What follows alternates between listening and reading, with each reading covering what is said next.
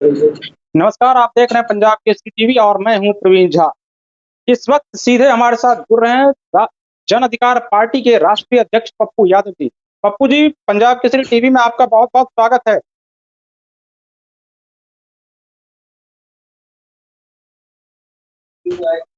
जी नमस्कार। पप्पू जी, जिस तरह से बिहार के मुख्यमंत्री लगातार ये कह रहे थे कि हम बाहर से लोगों को नहीं लाएंगे, और आज आप कोटा से लाने के लिए 30 बसों को रवाना किया, कोटा पहुंचा दिया, तो आपको नहीं लगता है कि सरकार जो है वो ठीक से काम नहीं कर रही है? मुझे तो एक बात समझ में नहीं आती है। एक तो आप बिहारियों को सूरत में, गुजरात क्या नाम है, मारते हो, गाली देते हो, भगाते हो, बिजली काट देते हो, पानी काट देते हो, भाड़ा मांगते हो, सड़कों पर खड़े कर देते हो, 1.25 महीने तक उसकी सूद नहीं लेते हो, छात्र डिप्रेस में चले जाते हैं। बिहार के हर कोने में जो छात्र है वो कंप्लीट रूप से उनका परिवार अलग परेशान रहा, बच्चे अलग परेशान रहे। उसके बाद जो अलग-अलग स्टेट के बच्चे थे, चले जाने के बाद लोगों के भीतर, बच्चों के भीतर डर बैठ गया, उनके परिवार के बीच डर बैठ गया। और 1.25 महीने के बाद एक तो नीतीश कुमार जी को लगता है कि मुझसे ज्यादा ज्ञानी कोई है ही नहीं, मूर्ख-धीराज लोग हैं बिहार में, और अहंकार, जिद के कारण, घमंड के कारण ये लोग बिहार के करोड़ों लोगों की जिंदगी बर्बाद की है। भूख से परेशान किया, मेंटल टॉर्चर किया, पैदल लोग घर गए। हालात इतने बुरे हैं कि इसका अंदाजा आप नहीं लगा सकते हैं। उसके अच्छा बाद पप्पू जी, जब पप्पू बच्चे जी, जाने लगे स्टेट, जिस तरह से सुशील बच्चे मोदी जब कह रहे हैं कि संसाधन की कमी है बिहार के पास, तो आपको लगता है कि बिहार सरकार सच में इतना अक्षम है कि वो अपने लोगों को बाहरी राज्यों से वापस नहीं ला सकती है? सर ये आप ही समझिए, सरकार कहती है कि 25 लाख एप्लीकेशन जमा हो गए। 30 सालों में बिहारियों की यह दुर्गति कैसे हुई, ये आपको और देश को समझना बहुत जरूरी है सर। इन नेताओं की इच्छा शक्ति, नेताओं की आदमखोरी के चलते ये लोग सिर्फ बिहार की जनता के पैसे को लूटा। इन लोगों को लगता है कि 1000 रुपया, 500 रुपया काफी है। 500 रुपया बिहारियों को ठगो, वोट और सियासत की राजनीति करते रहो। इनको और कोई मतलब नहीं है सर। आज जो, चाहे वो रोजगार के लिए हो, पढ़ने के लिए हो, बीमारी के लिए हो, मजदूरी के लिए हो, ये हालात पैदा कैसे हुआ? और कोरोना वायरस के आने के बाद ये दुनिया को पता चली कि बिहारियों की स्थिति पूरे देश में क्या है। और बिहार सरकार, जो हम पहले भी पानी में, पटना के बाढ़ में, चिमकी बुखार में, जो अभी भी मरे हैं, 3-3, 4-4 आदमी मर गए चिमकी बुखार में। इन लोगों के लिए मौत, ये लोग मौत के सौदागर हैं, मौत सस्ती है। ये लोग सिर्फ वोट और सियासत की राजनीति करते हैं। इनके पास पैसे का अभाव कह रहे हैं। अभी मेट्रो की जरूरत क्या है? अभी कल जल नल योजना, इनका जो अभी यात्रा था, अभी जो हरियाली यात्रा था, इनको क्या वो पैसे जरूरी है हरियाली यात्रा में खर्च करना? 40 करोड़ रुपया आप अपने मजदूर को नहीं ला सकते हो। अपने बच्चों को लाने की डबल इंजन की सरकार है। सबसे ज्यादा वोट दिया इन दोनों सरकार को। और आज डीएनए टेस्ट का क्या हो गया? आज क्या हो गया? इनके एमएलए एमपी 10 करोड़, 20 करोड़, 100 करोड़ रुपया खर्च करते हैं एमपी एमएलए में। आज हर विधानसभा और एमपी, लोकसभा के एमपी अपने अपने लोकसभा और विधानसभा के छात्र को कोटा से ले आवे। अच्छा, चुनाव में जब आप जाते हो दारू पर, पप्पू जी, आपको ये नहीं लगता है कि जब जेडीयू एनडीए गठबंधन की सरकार है, और जब कुछ भी इस तरह की आपदा आती है, चाहे वो बाढ़ की हो, बिहार में पटना में पानी बारिश की वजह से बाढ़ आई हो, या फिर अभी जिस तरह से कोरोना वायरस की वजह से पूरे देश में बिहार के प्रवासी मजदूर हो, चाहे वो बच्चे जो पढ़ने बाहर गए हैं वो फंसे हुए हैं, ऐसे वक्त में जेडीयू के कोई नेता सामने आकर नहीं बोलते हैं और सुशील मोदी के द्वारा ये बार-बार बताया जाता है। तो क्या आपको लगता है कि एनडीए गठबंधन में सब कुछ ठीक है? देखिए, आपको लगता है क्या सब कुछ ठीक ठाक है? रामविलास जी खाद के लिए ट्वीट करते हैं, चिराग पासवान जी सांसद बात नहीं कर पाते हैं मुख्यमंत्री से, रामविलास जी सुशील मोदी इससे बात नहीं कर पाते हैं। रामविलास जी कहते हैं, उनके लड़के कहते हैं 14 लाख लोगों के पास कोई राशन कार्ड नहीं है, वो केंद्र सरकार के योजना से वो महरूम रह जाएंगे, वो अलग हो जाएंगे। वो मुख्यमंत्री से बात नहीं कर पाते हैं।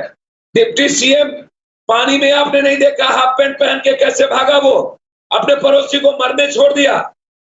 जो अपने पड़ोसी और अपने घाट को मरने छोड़ दे, आप डिप्टी सीएम से क्या उम्मीद करते हैं? ये अनुकंपा और बैसाखी पर जीने वाले लोगों से इनको क्या पता 26 तारीख को कह दिया 1 किलो दाल दिया जाएगा और आज तक दाल नहीं गई। इनका दाल बाइस्कोप पे रखा हुआ है 100 पीस में। 1 किलो दाल में क्या एमएलए एमपी मंत्री का बेटा दाल खा लेगा? आप आपसे जानना चाहते हैं, कल 7 महीने के बाद जब ये ऑर्डर हुआ कि अपने अपने स्टेट के मजदूर और बच्चों को ले जाया जाए, तो ट्वीट करके बधाई दे रहे हैं मोदी जी को। सरकार इन्हीं की 7 महीने इन्हीं की सरकार सबसे ज्यादा लात मारी, डिप्रेस में हुए और फिर थोड़े देर के बाद कहते हैं मेरे पास संसाधन नहीं है। क्या जरूरत है मेट्रो बनाने की? अभी वो पैसा जो गलत क्यों नहीं डाइवर्ट करते हैं? क्या जरूरत है लोकसभा में संसद बनाने की? अभी बुलेट ट्रेन की क्या जरूरत है? अभी वो पैसा आप भारत के मजदूर और युवाओं के लिए क्यों नहीं लगा रहे हैं? जब महाराष्ट्र की सरकार, जहां पर कृषि का कोई मतलब बहुत नहीं है, उद्योग ज्यादा है, जब वो 31 मई के पहले कह रहा है कि खाद और हम बीज हम पहुंचा देंगे खेत में। नहीं, इस पीडीएस सिस्टम की जिसकी बात आप कर रहे हैं, पीडीएस सिस्टम की, उसमें तो चिराग पासवान का अभी 2-3 दिन पहले एक बयान आया कि 14.5 लाख लोग मरहूम रह जाएंगे। लेकिन उसके बाद आज ही बिहार सरकार की तरफ से एक डेटा दिया गया केंद्र सरकार को कि अगर हम 30 लाख परिवारों यानी 1.5 करोड़ लोगों को अगर राशन देंगे तो 75,000 मीट्रिक टन अनाज की जरूरत होगी और ये अनाज केंद्र सरकार दे, तभी मैं पूरा कर सकता हूं, तभी मैं बाकी 30 लाख को दे सकता हूं। नहीं, मैं वही बात आपसे कह रहा हूं कि ट्वीट करने की जरूरत, इसका मतलब वार्ता नहीं हो रही है। जब वो खुद बिहार की सरकार है, इनके रामविलास जी के भाई वहां कैबिनेट मिनिस्टर हैं, बीजेपी की सरकार है, केंद्र में भी गठबंधन में है, राज्य में भी है, और उसके बाद अपने ही सरकार के बारे में वो ट्वीट कर रहे हैं और 14 लाख लोगों को नहीं मिलेगी केंद्र की योजना का राहत। तो इसका मतलब आप सोचिए ना, स और मात का खेल चल रहा है ना। ये किस बात का ईगो? नीतीश जी, नरेंद्र मोदी जी, बीजेपी और जदयू में किस बात का ईगो? और इस ईगो के घमंड के कारण बिहारी क्यों मारा जाए? हमने 30 बस वहां लगा दिया, कलेक्टर से बातचीत की हमने 3 बार 4 बार। कलेक्टर कह रहे हैं कि जब तक 200 बस नहीं लगेंगे हंगामा होगा, मैं किसको भेजूंगा? ये स्थिति अच्छी नहीं है। बोला यूपी के बस आए थे कम तो हंगामा हो गया था, कम से कम यदि लड़कियों को भी भेजना है तो 150 से कम बस नहीं लगेंगे। अब अकेला इंडिविजुअल पप्पू यादव 30 बस लगभग 48 लाख रुपया लगेगा, लगभग 48 लाख। तो भाई इंडिविजुअल स्थिति मेरी तो कैपेसिटी है नहीं। मैं वहां पर 2 कोचिंग के मालिकों से बातचीत की, मैं वहां पर हमारे मित्र हैं एक अग्रवाल जी, उनसे की, सभी लोगों ने कहा कि हम कोऑपरेट करेंगे, लेकिन अकेला कोई आदमी कितना कोऑपरेट करेगा? अच्छा पप्पू जी, इसमें यह सवाल था, आप जो 30 बस भेजे हैं कि क्या उसमें सिर्फ सीमांचल के लोगों को लाने के लिए या बिहार के अन्य जगहों से भी जो लोग हैं उनको भी लाने के लिए यह व्यवस्था की गई आपकी तरफ से? ये बिहारियों में बाइफर्केशन नहीं किया जा सकता। मैंने कहा पहले आप बच्ची को ले आइए, जो बेटियां वहां पर अकेले हैं, तो उनका कहना है कि बच्ची भी 3000 से ऊपर है और सोशल डिस्टेंस में एक बस में मात्र 25 से 30 बच्चे बैठेंगे, उसके लिए भी 100 बस से ऊपर चाहिए।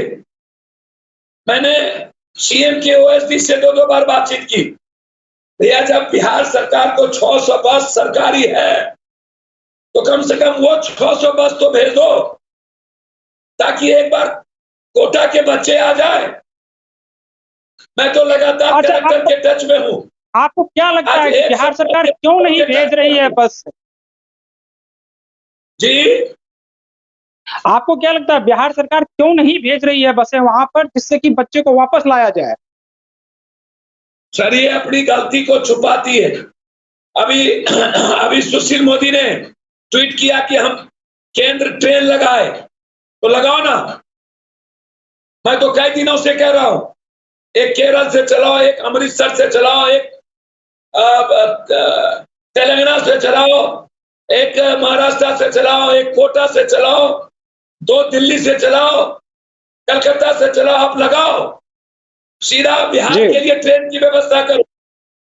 जब आपके पास बस नहीं है, अब ये ऑर्डर निकाल दिए और ऑर्डर निकाल कर उसको छोड़ दिया, 24 घंटे होने चले, आज तक अभी तक कोई कार्रवाई नहीं हुई। अब आप सोचिए बिहारियों की स्थिति, अब आप सोचिए बिहार के बच्चे पर क्या बीतता होगा, उनके माँ बाप पर क्या बीतता होगा। पप्पू जी, जब ये लोग मान लिया जाए वापस आ रहे, छात्रों की छोड़ दीजिए, जिसके बारे में आप बात कर रहे हैं, जिन लोगों के बारे में, चाहे वो प्रवासी मजदूर जो हैं, जो कि बिहार के अलावा अन्य राज्यों में फंसे हुए हैं, अगर वो आ जाएंगे तो क्या उनके लिए खाने का प्रबंध हो पाएगा बिहार में? क्या उनको रोजगार मिल पाएगा बिहार में? की है, ये जो अपनी कमजोरी को छुपा रहे हैं, इनको लग रहा है कि ये जो 30, 35, 40 लाख बिहारी जो लौट के आएगा, जो मजदूर लौटेंगे, जो बच्चे लौटेंगे, इनके पास संसाधन नहीं है। जब पीडीएक्स इनका फेल्योर है और इनका खाद्य आपूर्ति मंत्री सहनी अनाज ज्यादा मांग रहा है, दिल्ली कह रही है, खाद्य आपूर्ति मंत्री रामविलास जी कह रहे हैं कि ज्यादा अनाज मैं नहीं दे पाऊंगा, तो इनकी हालात क्या है ये तो आप सोच सकते हैं कि कितनी बुरी स्थिति बिहार को बना के रखा। इनको लगता है कि ये जो बोझ है, जैसे 1.25 महीने के बाद जब मुख्यमंत्रियों का प्रेशर पड़ा, महाराष्ट्र का, छत्तीसगढ़ का, अन्य स्टेट का, कि मजदूर और बच्चों को ले जाइए, हमारी स्थिति खिलाने की अब नहीं है, तब जाकर के बोझ समझकर एक ऑर्डर निकाल दिया। और अब इधर भी डगरा के बैगन के द्वारा, जैसे ये नेता सुशील मोदी पेंडुलम, ये पेंडुलम है, ये बिना डगरा का बैगन है। इन लोग ये क्या बोलेंगे, इनकी कोई औकात नहीं लगता है। नहीं, यही मेरा कहना है कि बाकी राज्यों में जहां पर बीजेपी की सरकार है, चाहे वो बिहार के बगल में यूपी हो, यूपी के मुख्यमंत्री योगी आदित्यनाथ लगातार अपने लोगों को लाने के लिए देश के अलग अलग राज्यों में बसें भेज रहे हैं और वहां से अपने लोगों को वापस ला भी रहे हैं। जहां जहां बीजेपी की सरकार है वहां तो वो लोग वापस आ रहे हैं, लेकिन जहां जहां एनडीए गठबंधन की सरकार है वहां के लोग क्यों नहीं वापस जा रहे हैं? भैया महाराष्ट्र की सरकार ले गई, छत्तीसगढ़ अपने ले गए, छत्तीसगढ़ के मुख्यमंत्री ने ट्रेन का डिमांड किया, हेमंत सरकार ने लाने का प्रयास किया। अब आप 1 लाख से 1.5 लाख लगभग पैदल चले गए बिहार, आप वहां क्वारंटाइन किए नहीं, वहां आपने जांच किया नहीं। इनका एक मंत्री है जो कांग्रेस से आया, ये लोग चमचागिरी की हद कर दी, दलाली करता है ये मंत्री लोग, ये लोग लूटे हैं, ये लोग पैसा क्यों नहीं लगाते हैं। इन्होंने कल कह दिया कि जो बाहर से मजदूर आए हैं जिसके चलते संक्रमण फैल रहा है, ये बाहर से मजदूर जब जा रहे हैं तो उनकी जांच क्यों नहीं कर रहा है। जब ये ऑर्डर निकल गया कि घर में रखिए 14 दिन और क्वारंटाइन करके जांच कीजिए, ये जांच इसके पास है नहीं, किट्स इसके पास है नहीं, ये कर क्या रहे हैं, ये खाना पूर्ति कर रहे हैं जीविका दीदी के द्वारा थर्मामीटर लगा करके। ये बच्चों की माँ, बच्चे की बिहार सरकार का तो कहना ये है, परेशान है, रो रहा है, इसकी चिंता नहीं है, उसका बेटा बिहार सरकार ये कह रही है कि नहीं, हम लगातार जांच कर रहे हैं, जांच रिपोर्ट की आ रही है और बिहार में बहुत ज्यादा कोरोना से हालत खराब नहीं है। लेकिन मेरा सवाल आपसे ये है कि जब टेस्ट ही ज्यादा मात्रा में नहीं होंगे तो कैसे पता चलेगा कि कौन कोरोना इफेक्टेड है और कौन कोरोना से प्रभावित नहीं है। देखिए, नीतीश बाबू अपने मियां मिट्ठू, इनकी सरकार एको हम दूतियो नास्ती। हमने जो कह दिया, हम जो सोच लिए, हमसे ऊपर कोई नहीं। डॉक्टर को इन्होंने सस्पेंड कर दिया था राय देने पर। अब 28 जिले में पहुंच गया, 18 जिले से ऊपर 21 जिले में। 1.25 महीना लॉकडाउन के बाद ये बढ़ कैसे रहा है, गांव तक फैल रहा है, रिहायशी इलाका बर्बाद होते जा रहा है। जांच कहीं नहीं, आइसोलेशन वार्ड नहीं, वेंटिलेटर नहीं, आईसीयू वार्ड नहीं, प्राइवेट नर्सिंग होम को लेंगे नहीं, बस खाना पूर्ति करेंगे। कल कैबिनेट मीटिंग हुआ। आप जिस संसदीय क्षेत्र से पहले चुनकर आए थे, उस संसदीय क्षेत्र यानी मधेपुरा की बात करें या मतलब सहरसा जिले की, जो कि अभी मधेपुरा संसदीय क्षेत्र के अंतर्गत आता है, वहां भी लोगों से जो सूचनाएं आ रही हैं वो यही आ रही है कि जांच नहीं हो रही है, जबकि 305 लोगों को वहां पर क्वारंटाइन किया गया है, बावजूद इसके लोगों का प्रॉपर जांच नहीं हो रहा है। भैया, जांच कहीं नहीं हो रही है।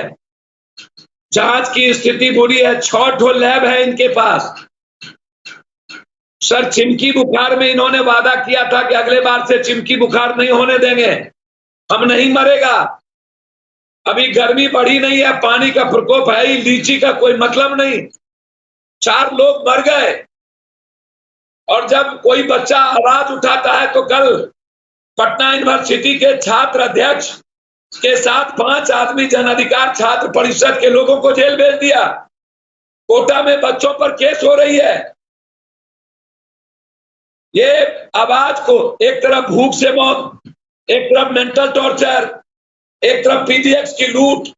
बिहार में 5 किलो अनाज की बात करने वाला, पैसे पर अनाज मिल रहा है, ना कोई किट्स की व्यवस्था, दूसरा कोरोना वायरस से प्रभावित न जांच। तो हालात बहुत बदतर है। बिहारी मजदूर और छात्रों की स्थिति देश में बहुत खराब है। चाहे गुजरात में रहने वाले, सूरत में, दमन में, द्वीप में, पूना में, महाराष्ट्र में हालात अच्छे नहीं है।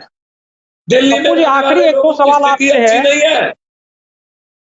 पप्पू जी, आखिरी 1-2 सवाल आपसे है कि आप इसी साल बिहार में विधानसभा के चुनाव भी होने वाले हैं, तो क्या आप बिहार की 243 सीटों पर चुनाव लड़ेंगे?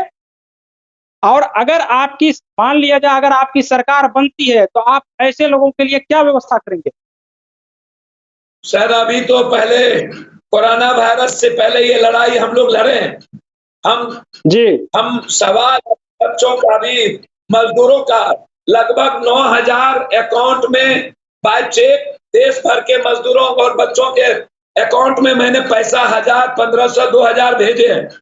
और लगभग सभी बिहार के जिलों में मुट्ठी भर दान, गरीबों की मुस्कान योजना लोगों से मांग कर आज 30 दिनों से युवा शक्ति, पप्पू ब्रिगेड और अन्य भी पार्टी से बाहर के लोग भी, युवा भी, वो लोग आम आदमी, सरकार के भरोसे जिंदा नहीं है बिहार के मजदूर।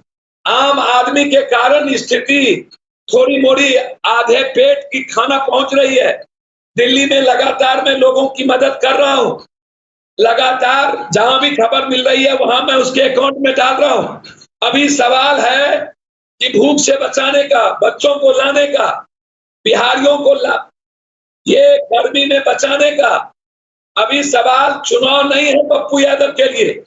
और जब बिना सत्ता और सरकार के पटना के पानी में पप्पू यादव एक सेवक और बेटा के रूप में, चिमकी बुखार में, कोरोना वायरस में, जब पूरे बिहारी के लिए एक सेवक और बेटा हम हो सकते हैं, तो याद रखिएगा, कोई किसी के बाप का बेटा बन के अनुकंपा पर नेता बन जाए, किसी के सहारे।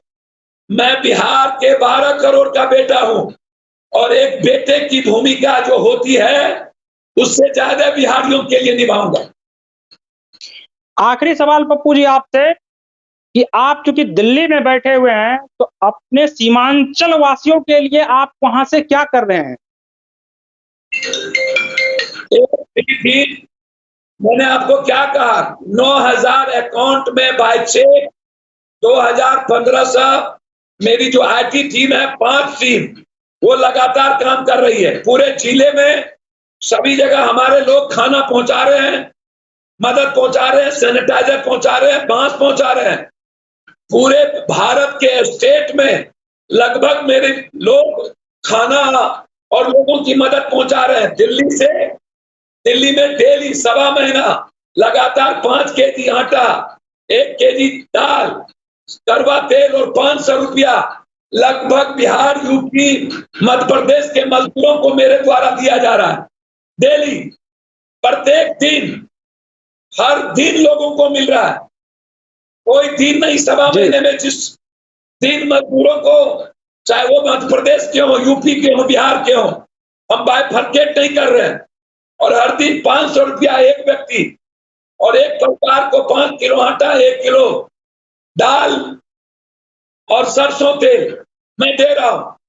जब तक ये भूखे रहेंगे तब तक अपनी जिंदगी बेच करके इनको मैं बांटूंगा, मैं मदद करूंगा, उसमें कोई कमी नहीं रखे। बहुत बहुत शुक्रिया पप्पू जी आपका, बहुत बहुत शुक्रिया पप्पू जी आपका। आप इसी तरह से काम करते रहें और लोगों की मदद करते रहें। तो ये थे हमारे साथ जन अधिकार पार्टी के राष्ट्रीय अध्यक्ष पप्पू यादव, जिनका कहना था कि हम आखिरी दम तक अपने जनता के लिए लड़ते रहेंगे और उनकी सेवा करते रहेंगे। बहुत बहुत शुक्रिया।